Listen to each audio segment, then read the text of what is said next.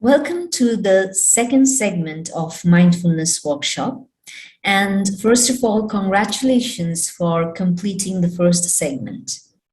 While in the first segment, we learned about what is mindfulness, the science behind mindfulness, and the benefits of mindfulness. In this second segment, we are going to delve more deeper into mindfulness, and we are going to learn the why of mindfulness. Why do we need mindfulness? And how mindfulness helps us to generate awareness, which in turn will help us to regulate and manage our lives better. Now, let's start by watching this video of an interview with Dr. Ronald Segal by Mr. Manish Baer. Thank you for watching that video. And to give you more clarification about this video, let me briefly explain what Dr. Segal has said in this video. He says that our brain is, he says that our brain has a negative bias. It has the tendency to be attached more to the negative experiences than the positive ones, right? And he goes on to explain that mindfulness can actually cut through this habit pattern of our mind by allowing us to reflect and to respond rather than just to keep on, reacting. So mindfulness will help us in becoming more aware of what we are doing and why we are doing. So what do you think are the obstacles to mindfulness? Now, there are many things which we know that by doing it, we are going to we are going to gain more. We can make our lives better. Like, for example, if we exercise, if we eat healthy, it is going to do us good. But why don't we do that? Why don't we do things which are good for us? And instead, we do things that cause us harm. Even knowing that it will do us harm, we keep on doing the things. For example, addiction, or it could be as simple as waking up late in the morning when you know that if you're going to wake up early, it's going to give you more time and you will be able to do things in your own pace and in a relaxed manner, right? Still, we don't do those things which are good for us. Similarly, there are obstacles to mindfulness. Why we are not mindful? What stops us from being mindful? Even if we want to practice mindfulness, what are the obstacles that is keeping us from being mindful? Now, there are two major challenges, two major obstacles to mindfulness. The first obstacle is the lack of attention. Now, there has been a recent study on the span of attention of human being, and it was found that on an average, the span of attention of human being is less than that of a goldfish.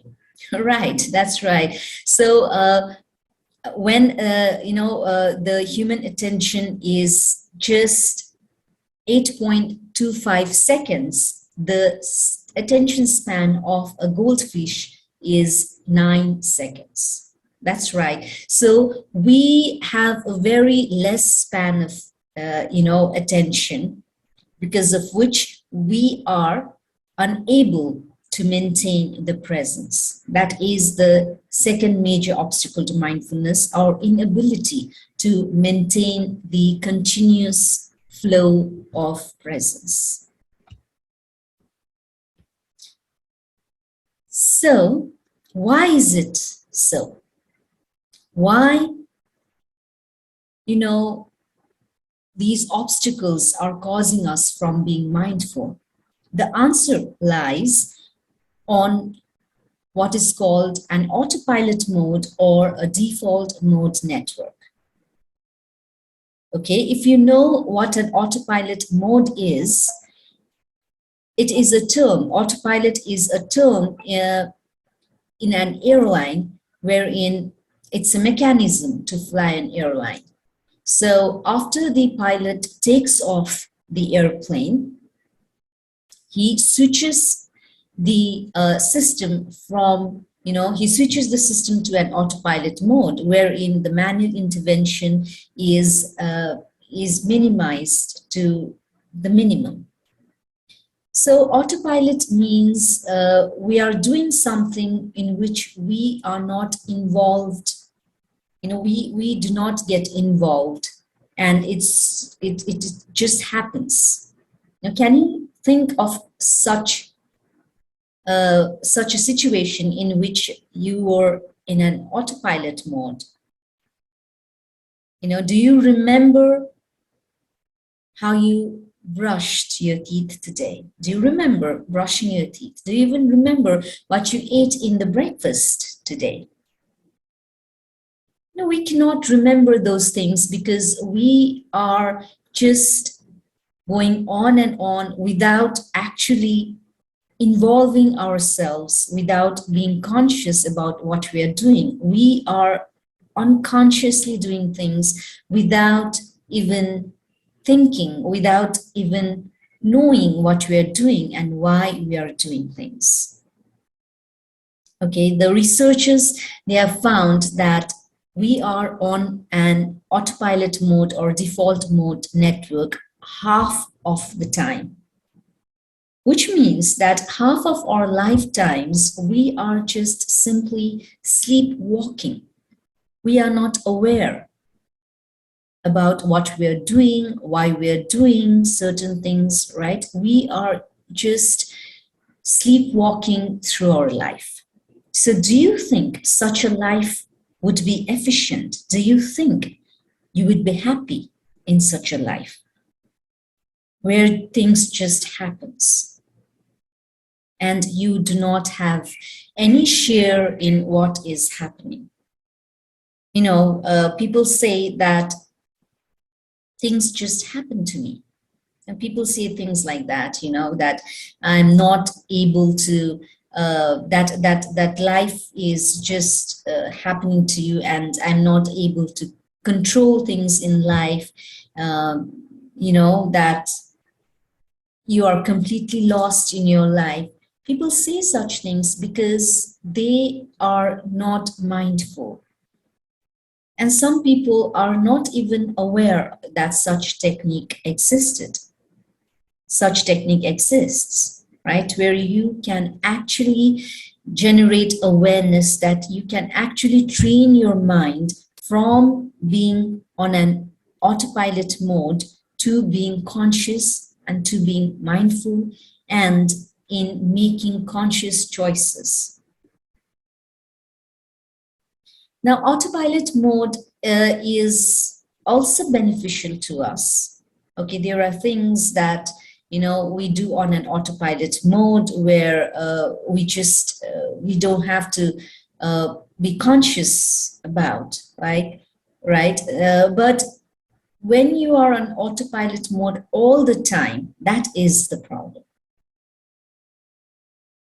That is when we are not we are not involving ourselves fully, and that is why we cannot perform well in anything that we do. Have you had an experience wherein you are cooking dinner and instead of salt you put sugar, or you are just walking down the road and then you suddenly realize that you've reached this place which is completely unfamiliar to you. You do not know how you ended up there. So such things happen when we are run by an autopilot mode, when our brain is on a default mode network. So the question is how to stop this? How can we stop our brains from being on an autopilot mode? That's right.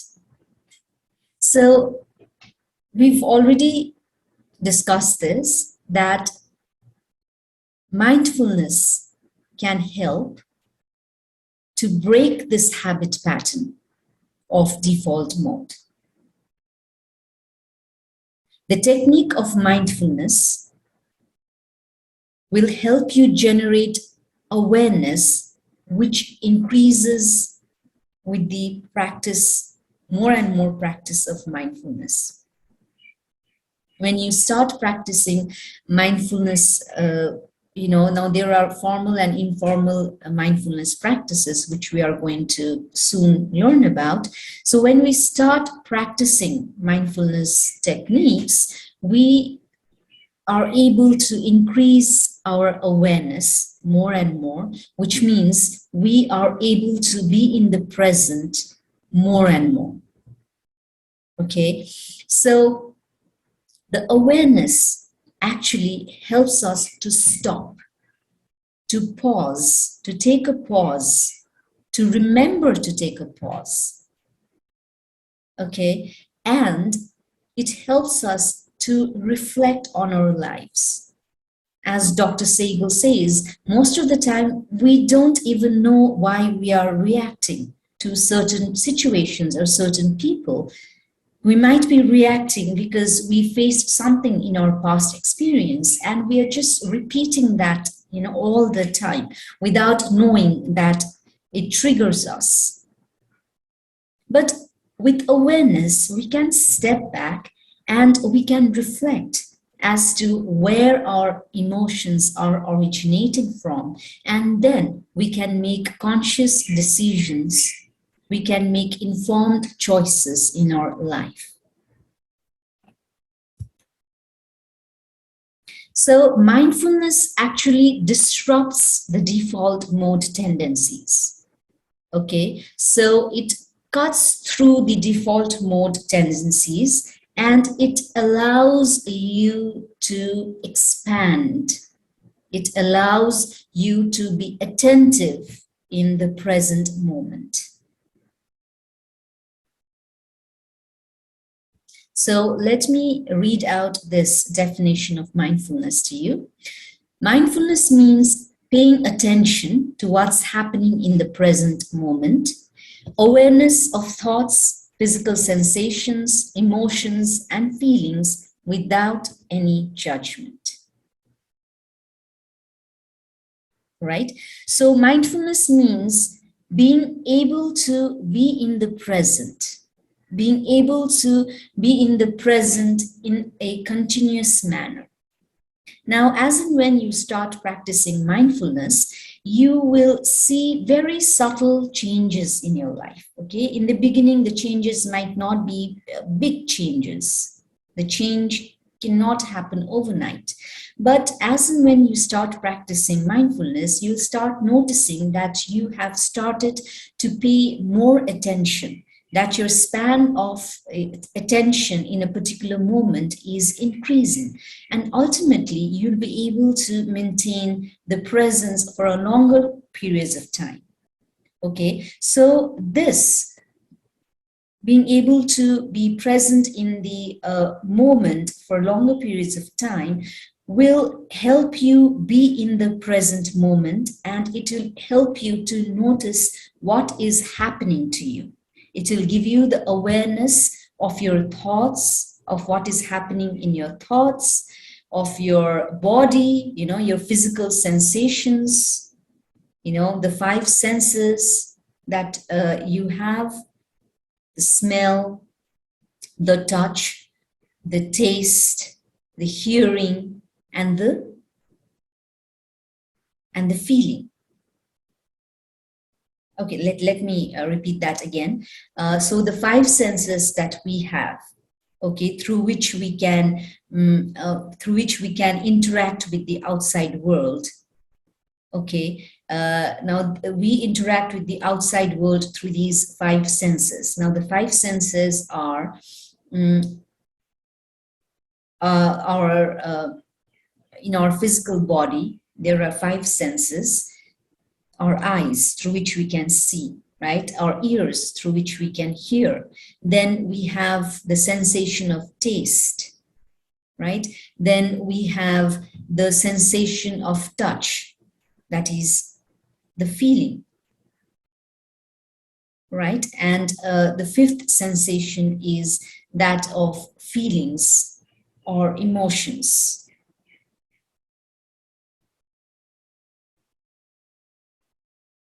So, whatever sensations are happening to us at the moment, with mindfulness, we will be able to become aware of them. Now, the most important part is we are aware of all the senses without any judgment. So if we are judging ourselves all the time, okay, if we are criticizing ourselves, if we are rude to ourselves, then we are not functioning from the mindfulness, from the state of mindfulness. Then we are running in a default mode, right? But when you are mindful, you can notice what you're doing to yourself. You can notice the thoughts that is going on, the feelings and emotions that is happening inside you. And then you will suddenly realize why you're doing that. Maybe because you faced something in your childhood and you are just, you've not been able to let it go. So that's why it's repeating. Okay, so now with mindfulness, you'll be able to see that. Whereas in the past, you were just reacting. For example, if you were angry, if you were always used to be angry in the past, you didn't know why you were angry. Now you can sit back and pause, and then you can actually reflect on your anger. You can actually find the triggers that makes you angry. And then you can make an informed decision of what to do. So in this way, you will be rather responding than just reacting blindly. Okay, so without any judgment is very important factor in mindfulness. If we do not judge every thought and every feelings and emotions that we have, then that will allow us to accept things as they are. So mindfulness also means to accept things as they are, to accept it and to just let go and just to be ourselves in the moment. So when we can do this with our inner worlds, this will automatically start reflecting in the outer world, right? So, there is a saying that you cannot give to others what you don't have, right? So only if you have compassion and kindness towards yourself, then only you'll be able to reflect that on the outside, and you can do the same with others. So what has Mr. Manish Bell to say about mindfulness? You could profoundly change your life, your performance, and your well-being just by learning to be more mindful. So we can make profound changes in our life just by being mindful. Okay, so mindfulness increases our performance, it increases our well-being, it increases our happiness, right? It increases our power of attention, to focus more, right? And it reduces stress and worries, right? Which makes you more and more happy. And this can actually turn around your life. So That is what Mr. Bale has to say about mindfulness, which is really very profound. So, how do we practice mindfulness? Right? As I said, that there are two types of practices: formal practice and informal practice. In formal practice, we've already done one cycle of breath, so you already have the experience of formal practice. But let me again repeat that. So in formal practice, we sit in one place, okay, whether that be on chair or on the cushion on the floor, it doesn't matter. Wherever you are comfortable, with whatever you are comfortable, you can sit there. The important part is that your back should be straight and you should be relaxed. Okay, you should be relaxed, you should relax your body, and then you do the practice. Okay, whereas the informal way of doing mindfulness practice is at any time. You don't have to sit in one place to practice informal mindfulness.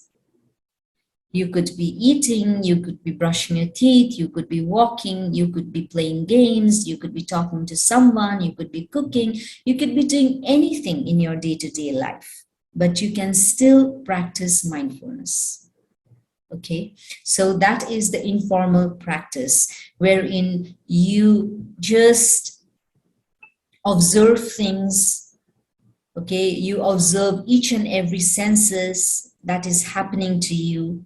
You observe your thoughts and you observe the things that you're feeling inside of you. You observe the environment, you know, and you are still doing the things that you do in your everyday life. But this time, when doing informal practice, you will be more aware of what you are doing. And for example, when you're eating, most of us, we just hurriedly eat. We do not even know the taste of the food, right? But while doing the informal practice, we are going to, you know, eat with each of our senses. Okay, we will do that practice as well later in the workshop. So now let's do this one cycle of breath practice. Okay, so how was your one cycle of breath practice? So please write down your experience, okay, of what happened to you during this practice. What did you feel? What did you go through? If you're thinking, you know, if your mind wandered, or if you could focus, whatever it is, okay, please write it down on your notepad. Now again, we are going to share in pair. Okay, again, the criteria is the same. Please have respect for each other and listen without interrupting. Okay. So, great. So mindfulness, we have now come to understand, is being present in each moment while doing anything or doing everything in our day-to-day lives, when we can be in the present as much as is possible for us to maintain the presence. Okay, if we keep on doing that, we will keep on increasing our awareness. Okay, as and when we practice both informal and formal way of doing mindfulness practice, we will notice that our awareness is expanding more and more. Okay, we'll be more aware of our mind, of our thoughts, of our sensations in the body, and of the situations and people around us. So, this brings us to the last slide of this segment 2. What mindfulness is and what mindfulness is not. So what mindfulness is not is, mindfulness is not about suppressing. So people, they have many wrong notion about mindfulness. Okay, they think that mindfulness is about controlling your thoughts, it's about not having certain kinds of thoughts, right? But this is not true. When you do that, you're suppressing your thoughts and feelings, which goes deeper and deeper into your psyche, and we do not want to do that. So mindfulness is all about being aware. It's about being aware of your thoughts, your emotions, your feelings, your discomfort, your anxiety, your stress, whatever that you're feeling at the moment. Mindfulness is being aware of them. Mindfulness is not avoiding. So when we realize that we have this discomfort, now, especially at the beginning of mindfulness practice, people, they do this. Okay, they start noticing there is certain discomfort in their body, or they're having these mindless or difficult thoughts, and then they think that mindfulness has got to do something about these things which are coming up. But this is not true. All these difficulties and uncomfortableness was always there with you. It's just that when you start doing this practice, it starts surfacing up. You start noticing them for the first time. Okay, so mindfulness is not about avoiding or escaping from the difficulties. It's about accepting. So mindfulness is not denying or delaying.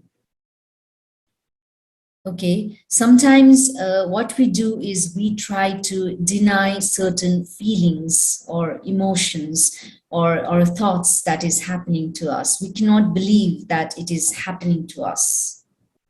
You know, something bad happens to us and we keep on denying that it did not happen to me. Okay, for example, you are dumped by your girlfriend or a boyfriend, and you keep on thinking that it did not happen, that how can someone dump you, right? How can just someone leave you like that? So you keep on denying the fact. Okay, you keep on denying the hurt, and you keep on dreaming about the person coming back and things getting back to normal. But you are not facing the fact that what has happened, and that you need to move on. So mindfulness is not about denying, but it's about strengthening yourself. It's about facing the situations, and it's about facing the life as it is, and it's about regulating yourself. It's about managing your emotions. It's about managing your life. Okay. So mindfulness is not delaying. So sometimes what we do is we delay things, right? We try to delay or procrastinate things that are important to us, right? So at that time, we are not being mindful again. So when we are delaying or procrastinating, we are again running in the habit patterns, the habitual loop that we are just, going on and on, repeating it on and on. So mindfulness is not that. Mindfulness breaks that habit pattern. It breaks the procrastination, and it surges you into action. Okay, and mindfulness is empathy, which means that by being mindful, we become more and more compassionate with ourselves, because we are not judging anymore. We are not judging ourselves for having certain thoughts or having certain experiences. We do not judge ourselves. So not judging ourselves generates compassion and empathy towards self, right? And we can be compassionate and kind and empathetic towards others only if we are able to do that with ourselves first. So mindfulness does all that. Okay, with that, segment 2 comes to an end. See you in segment 3. Thank you very much.